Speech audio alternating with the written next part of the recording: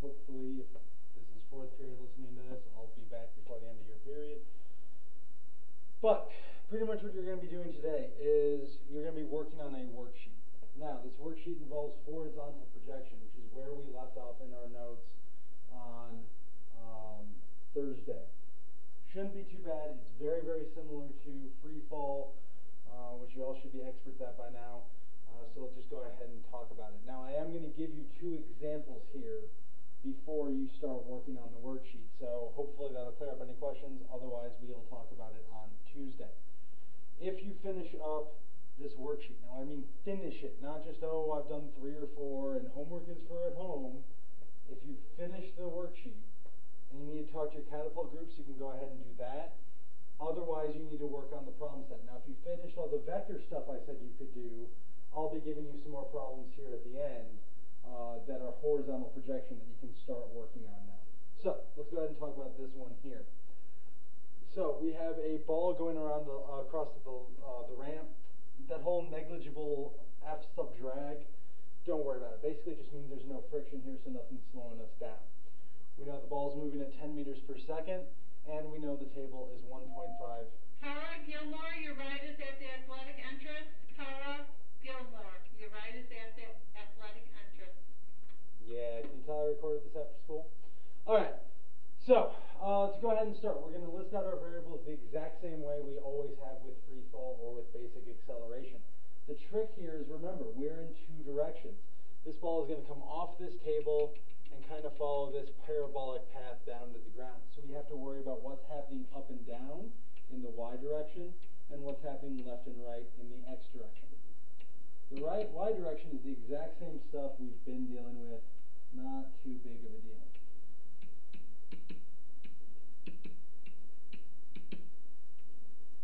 I'm sorry, we're using delta x.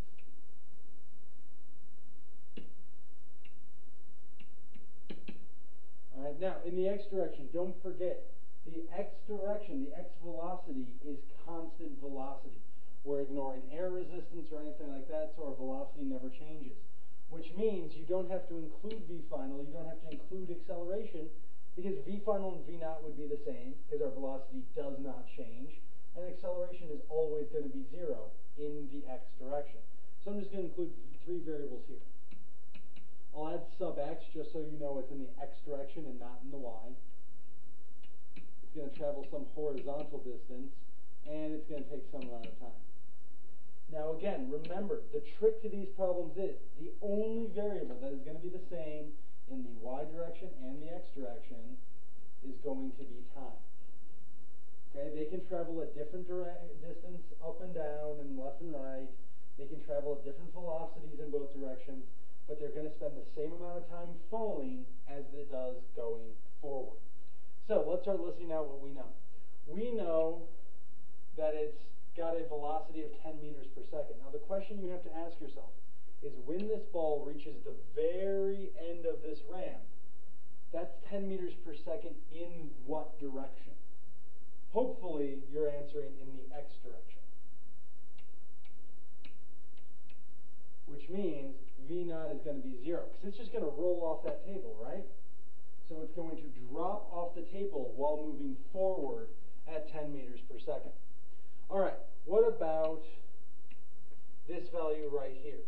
Well, that's the height, so it's going to fall 1.5 meters.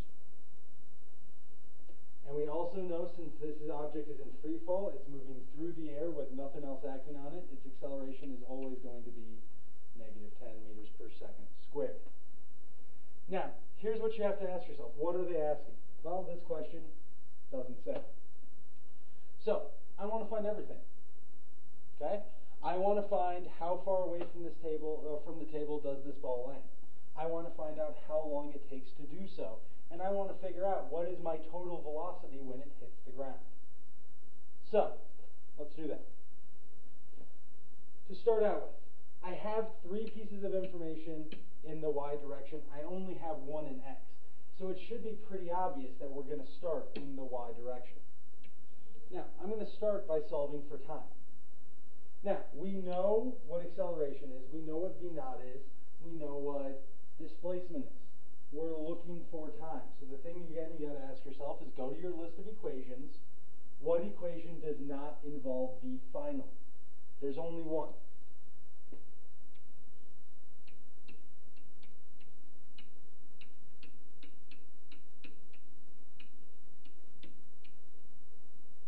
Plug in what we know. We know the displacement is negative 1.5. We know v naught is 0, and 0 times anything is 0.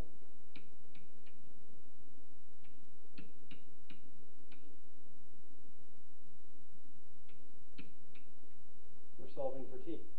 I'm going to multiply both sides by 2, which gives us negative 3.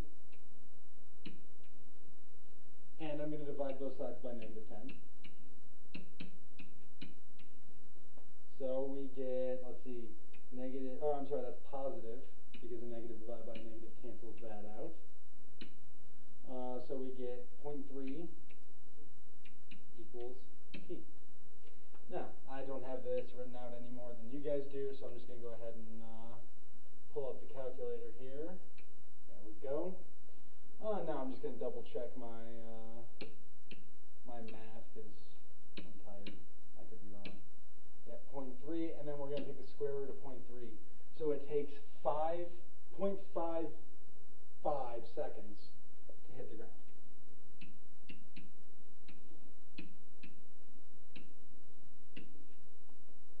Okay. Now, this tells us two things. This tells us it takes 0.55 seconds to hit the ground in the y direction. It means it takes 0.55 seconds to hit the ground in the x direction. Now, a quick double check. Time can never be negative. So use that as your double check of if you have to take the square root of a negative or you wind up with a negative time, you did something wrong. All right, let's go ahead and find our range first. How far from the edge of the table did we land, or did this ball land?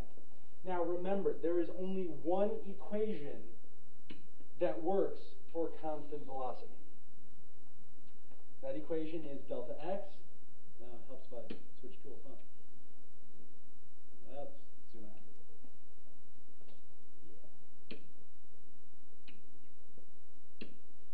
Yeah. Let's just use this. All right, so it's delta x equals v times t. We're looking for delta x. We know our velocity is 10. We know our time is 0.55 seconds, which means we land 5.5 meters from the edge of that table.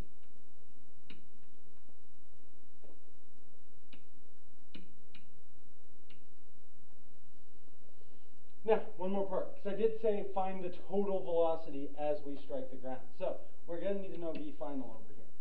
So again, I'm going to zoom in.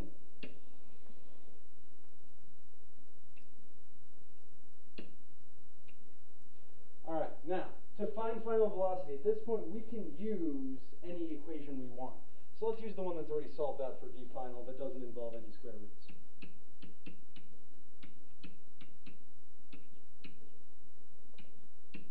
Plug in what we know.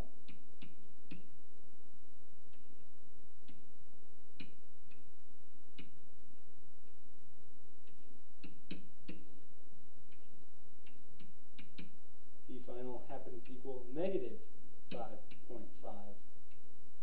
meters per second. Now, that should make sense because our final velocity is going to be down, correct? One more step though. Because I said what is our total velocity? We know we have a velocity downward of 5.5 meters per second. And we know we have a velocity to the right of 10 meters per second. But that means in the end, when we hit the ground, we will have a resultant, right? Because we're traveling in two directions. Now, I'm pretty sure, let me look real quick, but I'm pretty sure your worksheet today does not ask you to do this at all. Yeah, so if you get confused by this step here, don't worry about it. Okay, we'll talk about this more on Tuesday. But negative 5.5 meters per second there, 10 meters per second here. At this point, all it is Pythagorean theorem. We'll square both of those. All right, so we'll clear that out. And so we've got 5.5 times 5.5. Multiply that by 100. Take the square root of our answer, which means our resultant velocity, if you take a radar gun and you were clocking this this ball bearing or whatever it was right as it strikes the ground, then it's hitting at 55 meters per second, which is actually pretty fast. Well, then again, 10 meters per second means it's going at like 20 miles an hour, so it should be. Okay? So there you go. And then our V final here was negative 5.5. All right. So that's one type of problem. That's as complicated as it can get with a horizontal projection problem. So let's take a look at more of one you'd see on your worksheet. All right, so we got this one talking about this movie, The Gods Must Be Crazy. You've got a bottle falling out of an airplane. It's recovered by a native below who thinks it's a message from the gods, blah, blah, blah, blah, blah, blah, blah. Here's where it's important. None of that crap is important. All we care about is once you get to the numbers. But I'm going to draw out the situation because sometimes that helps.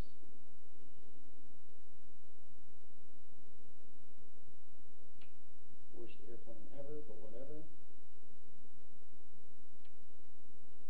Good enough. All right, so we've got an airplane. And we've got some bottle dropping out of that airplane. All right, we got the land. And we got some people over here.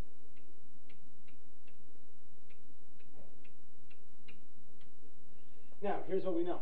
If the bottle was dropped from a height of 500 meters,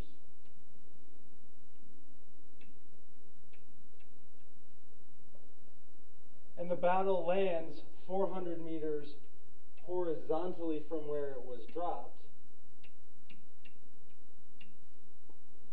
how fast was the plane flying when the bottle was released? So what this is asking us is, what is Vx? Now we know it's Vx and not anything in the y direction because it tells us it's dropped from the airplane. If it's dropped from the airplane, dropped means V naught in the y direction must equal 0. Now V final is going to have nothing to do with how far horizontally it goes. So the only option left is Vx. So I'm going to zoom in here real quick just to give us enough room. All right, and we're going to list out our variables. We have the y direction and we have the x direction. In the y direction, we know V naught is 0 because it's dropped. We don't know V final. Acceleration must be negative 10 because it's dropped through the air. Delta x, it falls 500 meters, so negative 500, and we don't know time. In the x direction, we don't know Vx. In fact, we're looking for it. We know it moves forward 400 meters while falling, and we don't know time. So here's the thing. We're looking for Vx, and we know the equation for Vx is our only equation we can use in constant velocity. That's the only equation you can use for the x direction. Well, we know V delta x. We're looking for Vx, which means we have to solve for t first. Well, we don't have enough information there to solve t. But remember, t is the only variable that's going to be the same from the x direction as it is to the y direction. So, if we can find t in the y direction, we're set. Now, we know 1, 2, 3 variables in the y direction, and if you know 3, you can solve for anything else.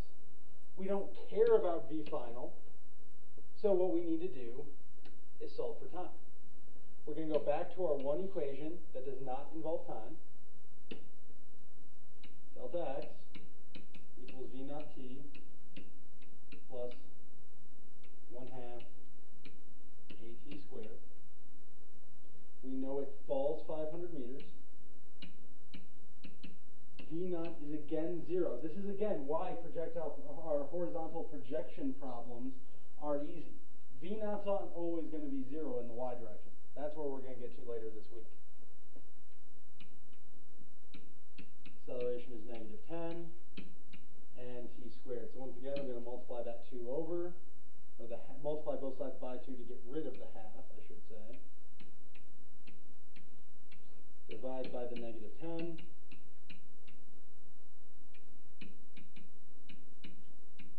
So -10,000 divided by -10 is 100. Square root of 100 is 10 seconds. So now what we know is our time in the y direction is no longer unknown, it's 10 seconds. And if it's 10 seconds in one direction, it's got to be 10 seconds in the other direction. Now we know enough over here to solve for v.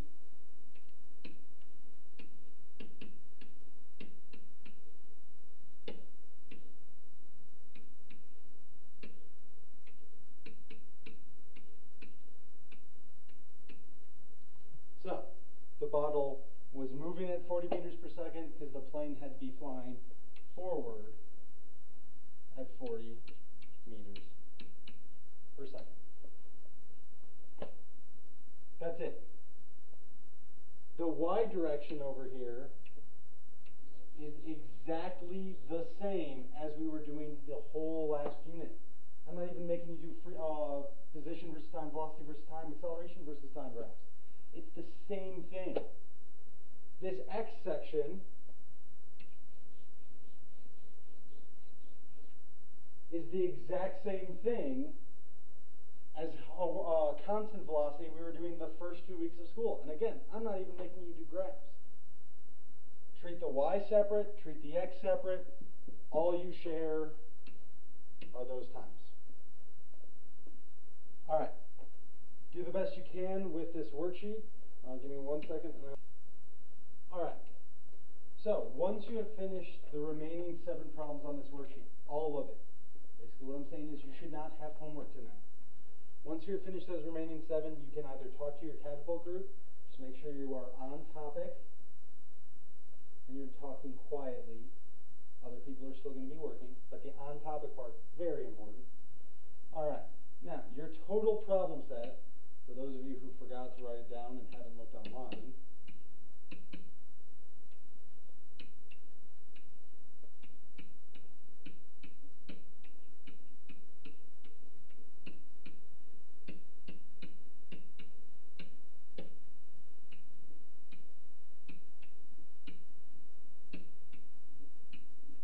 all right, there's that. Now, the vector ones, I already told you that you could do were just this. 5 through 12, and then problems 1, 2, 7, 8, 10, and 15.